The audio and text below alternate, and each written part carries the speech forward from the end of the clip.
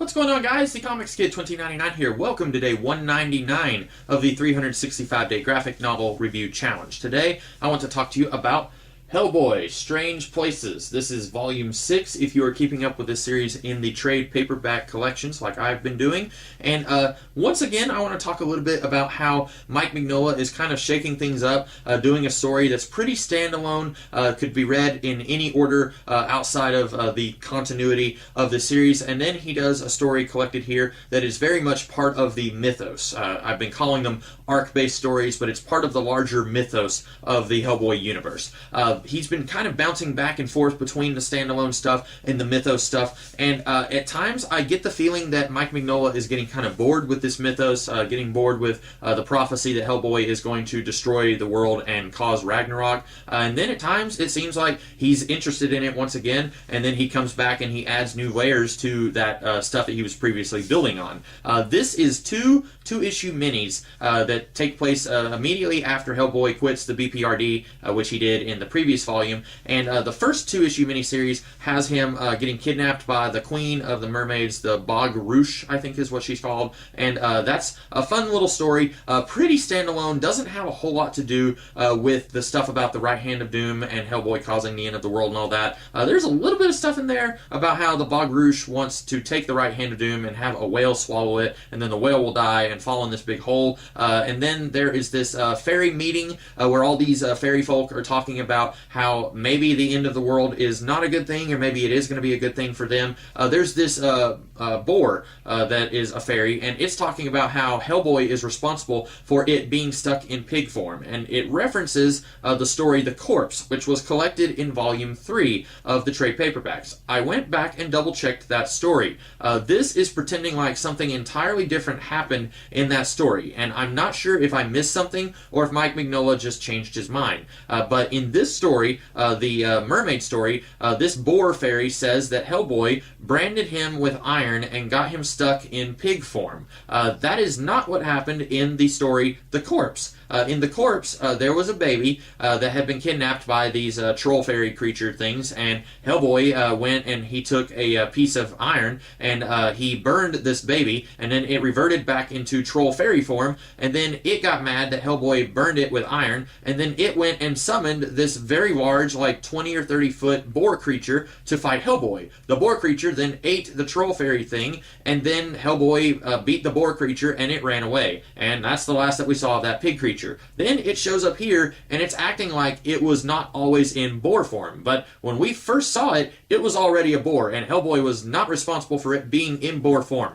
So that's a little confusing. It would have been fine if they just said that this was a creature from a previous incident that Hellboy fought. Maybe they could have just not done a boar fairy, and that would have been a little less confusing, but that's a little weird. Maybe not as weird if you're reading it in real time. If you read the story from The Corpse in the mid-90s, and then you're reading this story in the early 2000s, maybe you don't remember that Hellboy wasn't actually responsible for that, and then he can kind of get away with cheating a little bit. But when I'm reading these stories within a week of each other, that's a little bit unfortunate that I can say, hang on a second, that's not what happened. But the mermaid story is a fun little story, and then the second story is another two-issue mini, and that is called The Island, and that one is interesting. We find out at the very beginning of that apparently Hellboy spent 2 years under the ocean. That wasn't really obvious in the first story, the mermaid story, but apparently he was under there for 2 years, even though it seemed like he was only under there for like an hour. But then this story, Mignola talks a little bit in the interludes in between these two stories.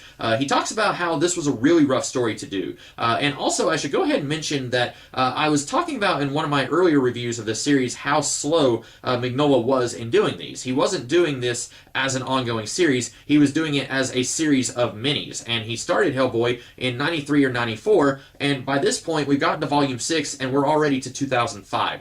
The content of volume 5, I want to say that was in 1999. The Mermaid miniseries in this book did not come out until after 2001. He was talking about how a lot of this was inspired inspired by his thoughts and feelings after 9/11 happened in 2001. So that's 2 years in between what happened in Volume 5 and what happened in the beginning of Volume 6. And then the tail end of Volume 6 didn't even come out until 2005. That's another 4 years. And I know shortly before this, he had already started doing various spin-offs of Hellboy. We had a reference to an Abe Sapien miniseries that happened at some point in between, I think, Volumes 4 and 5. And then by this point, I imagine the BPRD has already been spun off into their own miniseries or series of minis since Hellboy is no longer part of the Bureau. So he's probably, Mignola is probably spending his time working on that series and working on the Hellboy minis. And then he's probably also doing Lobster Johnson minis every now and then and more Abe Sapien minis every now and then. So he's spreading himself pretty thin, working on Hellboy as a franchise and as a universe and not just one series of minis. So it's a little bit difficult for me to swallow that this is not something that was coming out on a regular basis like I sometimes think of it, because I'm looking at it in retrospect. I'm looking at it as 8 or 9 trade paperbacks that are sitting on my shelf and not necessarily a series of minis that took place over the course of 10 years or more. But this second miniseries, he talks about how this came out shortly before the Hellboy movie was released. He went to Europe to watch the final cut of the movie, and in the movie we get to see the Ogdru Jihad, and in the comics we hadn't even gotten to see them at this point. So he was saying, well, if we're going to see them in the movie, we might as well see them in the comic. And then he was saying, and while we're at it, we're going to go ahead and give more backstory on the Red Right Hand, and we're going to, or the Right Hand of Doom. I keep in my mind, I'm thinking of the Red Right Hand by Nick Cave and the Bad Seeds.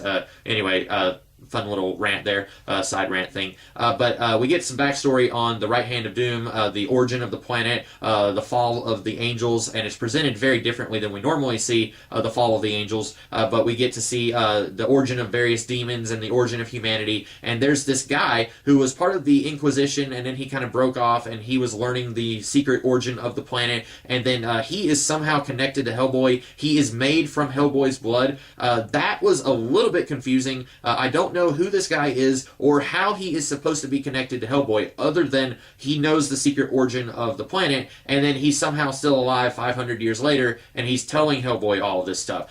This miniseries kind of takes several jumps in logic, where you see something, and then suddenly you see something else, but it feels like they skipped a step. Like, we see this guy being killed 500 years ago, and he says, I'm going to come back to life, and then he does, but we don't really know how that works. And then this guy had Hellboy 100% thoroughly beaten, and then suddenly Hellboy is alive and this guy isn't. And there's this witch doctor from Africa who somehow intervened, and that's really all we know. It's very much a cheat. It's a Deus Ex Machina. It doesn't feel like it's earned that moment because we haven't gotten a chance to know this witch doctor character. We very briefly see her or him. I couldn't really tell. Sorry, it wasn't made very clear if this was a man or a woman, but we couldn't really tell very much about this character. We only briefly got to meet them in the mermaid story, and then we go into the mermaid story and we don't get to see the witch doctor anymore, and then we see them again out of nowhere. They come and they save Hellboy's life in this story, and then we get more hints that Hellboy is going to bring about the apocalypse. This pig demon thing comes back and he says, I'm going to go to war with Hellboy. I'm 99% sure that that isn't referenced again in the volumes that I have. But this Island miniseries, it's called The Island,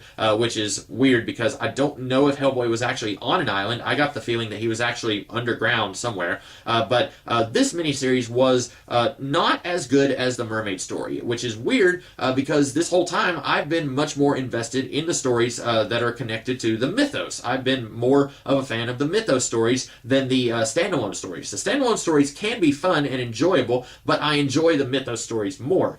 In this case, I actually enjoyed the mermaid story, which was not a mythos story, a lot more than I enjoyed this mythos story. I felt like the mythos thing, it almost felt like Mike Mignola felt like he was obligated to do it. Like, well, if they're going to be delving into the mythos in the movie, I have to do it first in the comics, so I guess I better do that. And also, he's doing it 4 years after the previous story. It really doesn't feel like he had his heart in the right place doing this story set on the island. It really feels like he was only doing it because he had to. It didn't feel like he was very interested in showing the Ogdru Jihad or the origin of the planet or the origin of the Right Hand of Doom. It didn't feel like he wanted to do that story, but he had to do it because the movie was going to do it first. And that's a shame. I mean, I want to see the origin of all this stuff. I want to see the mythos be developed further and be developed more frequently than once every 10 years. But if you're not going to do it because you want to do it, then don't do it. Do the stories that you want to do. Don't do the stories that you feel obligated to do because the movie is going to do it or because the fans want to see it. Now, it's good to be there for the fans, but ultimately, if you're not enjoying the story that you're doing, then what are you doing it for? Now, maybe Mike Mignola had a grand old time doing this miniseries, but he did talk about how this one was very difficult for him to do. How he started off as a completely unrelated story, and then it eventually morphed into the story that we got here. It sounds to me like he didn't enjoy doing this one.